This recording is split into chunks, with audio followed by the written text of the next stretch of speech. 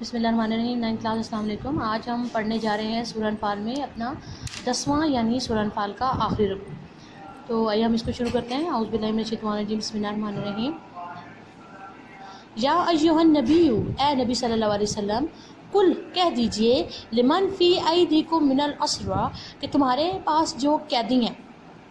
اے نبی صلی اللہ علیہ وسلم آپ قیدیوں سے کہہ دیں، ان جعلم اللہ فی قلوبکم خیرا، کہ اگر اللہ تمہارے دلوں میں بھلائی کو معلوم کرے گا، یؤتکم خیرا، تو تمہیں اسے بہتر عطا کرے گا، مما اخذ منکم، جو کچھ تم سے لے لیا گیا ہے، ویغفر لکم، اور تمہیں معاف کر دے گا، واللہ غفور الرحیم، اللہ تعالیٰ رحم کرنے والا اور بخشنے والا ہے۔ وَإِن يُرِيدُوا خِيَانَتَكَ، اور اگر یہ تم سے دغا کرنا چاہیں، فقط خان اللہ من قبل، اور یہ اس سے پہلے خدا سے دغا کر چکے ہیں، یعنی اگر یہ آپ کو دھوکہ دینا چاہتے ہیں، اگر ان کی نیت آپ کو دھوکہ دینے کی ہے، فَأَمْكَنَ مِنْهُمْ، تو ان کو اللہ نے تمہارے قبضے میں دے دیا۔ تو اس سے پہلے جن لوگوں نے دھوکہ دیا اللہ کو، اللہ نے کیا کیا، ان کافروں کو آپ صلی اللہ علیہ وسلم کے قبضے میں دے دیا، اللہ تعالیٰ نے ان پر آپ صلی اللہ علیہ وسلم کو فوقیت دے دی۔ واللہ علیم حکیم، بے شک اللہ تعالیٰ دانا اور حکمت والا ہے۔ ان الذین آمنوا، بے شک جو لوگ ایمان لائے، وہاجروا، اور ہجرت کی، وجاہدوا، اور جہاد کیا، باموالہم وانفسہم، اپنی مال کے ساتھ اور اپنی جان کے ساتھ، فی سبیل اللہ، اللہ کی راہ میں، والذین آووا ونصروا، اور وہ لوگ جنہوں نے جگہ دی اور مدد کی، اولئک بعضهم اولیاء بعض، یہی لوگ ایک دوسرے کے رفیق ہیں۔ کون لوگ ایک دوسرے کے دوست اور رفیق ہیں؟ جو ایمان لائے، جنہوں نے ہجرت کی خدا کی راہ میں مال کے ساتھ اور جان کے ساتھ، اور انہوں نے ہجرت کرنے والوں یعنی مہاجرین، اور جنہوں نے پناہ دی اور جگہ دی یعنی انصار، یہ سب کیا ہیں؟ ایک دوسرے کے دوست ہیں۔ والذین آمنوا، وہ لوگ جو ایمان تو لائے، ولم یہاجروا، لیکن انہوں نے ہجرت نہیں کی، ما لکم من ولایاتہم من شیء حتی یہاجروا، تو جب تک وہ ہجرت نہ کریں تمہاری ان سے کوئی دوستی نہیں، کوئی تعلق نہیں، یعنی جب تک وہ مسلمان ہجرت کریں گے نہیں، تب تک ہجرت کرنے والے مسلمانوں کا ان سے کوئی تعلق نہیں ہے۔ وَإِن تَنْصُرُوكُمْ فِي الدِّينِ، اگر وہ دین کے معاملے میں تم سے کوئی مدد مانگتے ہیں، فَعَلَيْكُمُ النَّصْرُ، تو تم پر لازم ہے کہ تم ان کی مدد کرو۔ اگر وہ مسلمان جنہوں نے ہجرت نہیں کی، اگر وہ تم سے مدد مانگنے چاہ رہے ہیں، تو ان مسلمانوں سے جو ہجرت کر چکے ہیں، تو ان مسلمانوں کو جنہوں نے ہجرت کر لی، ان مسلمانوں کی مدد ضرور کریں جنہوں نے ہجرت نہیں کی۔ إِلَّا عَلَىٰ قَوْمٍ بَيْنَكُمْ وَبَيْنَهُم مِّيثَاقٌ، مگر ان لوگوں کے مقابلے میں تم میں اور ان میں صلح کا عہد ہو تو مدد نہیں کرنی۔ واللہ بما تعملون بصیر، اور جو تم کرتے ہو اللہ اسے دیکھ رہا ہے۔ مسلمانوں کو یہاں پہ اس بات کی اجازت دی جا رہی ہے کہ وہ اپنے ان مسلمان بھائیوں کی مدد کریں کہ جو مشکل میں ہیں، لیکن اگر وہ مسلمان جنہوں نے ہجرت نہیں کی اب وہ مدد مانگ رہے ہیں ان لوگوں کے خلاف جنہوں نے مسلمانوں کے ساتھ صلح کا معاہدہ کیا ہوا ہے، تو پھر کسی صورت ان کی مدد نہیں کی جا سکتی، کیونکہ یہ وعدے کی خلاف ورزی ہوگی، اور مومن کی ایک نشانی بھی ہے کہ وہ وعدے کی خلاف ورزی نہیں کرتی، اس نے وعدے کی خلاف ورزی وہ نہیں کرتا۔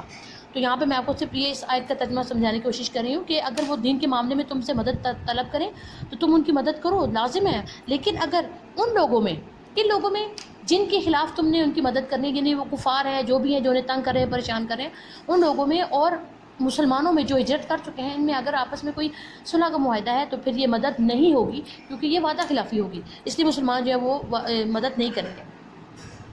والذین کفروا، اور وہ لوگ جو کافر ہیں، بعضهم اولیاء بعض، وہ بھی ایک دوسرے کے رفیق ہیں، جیسے مسلمان کا دوست ہے ایسے کافر کا دوست ہے۔ الا تفعلوا، اگر تم ایسا نہ کرو گے، تفعلوا تکن فتنۃ فی الارض وفساد کبیر، تو بہت بڑا فساد زمین پر برپا ہوگا۔ کیا نہیں کرو گے کہ جن قوموں کے ساتھ تم نے امن کا معاہدہ، صلح کا معاہدہ کیا ہوا ہے، اگر تم اس کو توڑ دو گے اور ان کی مدد کرو گے تو پھر بہت بڑا فساد جو ہے وہ برپا ہوگا، بہت نقصان ہوگا۔ تو بہتر ہے کہ جن کے ساتھ امن کا معاہدہ کیا ہوا ہے اس معاہدے کو قائم رکھو، اور جو لوگ مدد چاہتے ہیں انہیں چاہیے کہ وہ ہجرت کر کے آئیں۔ والذین آمنوا وہاجروا وجاہدوا فی سبیل اللہ، اور وہ لوگ جو ایمان لائے، ہجرت کی اور جہاد کیا اللہ کی راہ میں۔ والذین آووا ونصروا، اور وہ لوگ جنہوں نے ہجرت کرنے والوں کی جگہ دی اور انہوں نے مدد کی، اولئک هم المؤمنون حقا، یہی سچے مومن ہیں۔ یہ مہاجرین اور انصار کی بات ہو رہی ہے، ہجرت کر کے آنے والے مہاجرین ہیں، اور مدد کرنے والے جنہوں نے پناہ دی اور جگہ دی وہ مدینے کے انصار ہیں۔ لہم مغفرۃ ورزقا کریما، ان کے لیے مغفرت ہے اور رزق عزت کی روزی ہے۔ والذین آمنوا من بعدها، اور وہ لوگ جنہوں نے بعد میں جو ایمان لائے بعد میں سوری والذین آمنوا من بعد وہاجروا جاہدوا معکم اولئک منکم، اور وہ لوگ جو بعد میں ایمان لائے پھر انہوں نے بعد میں ہجرت کی وہ بھی تمہارے ساتھ جہاد کرتے رہے، وہ بھی انہی کے ساتھ شامل ہیں۔ وَأُولُو الْأَرْحَامِ بَعْضُهُمْ أَوْلَىٰ بِبَعْضٍ فِي كِتَابِ اللَّهِ، اور رشتہ دار خدا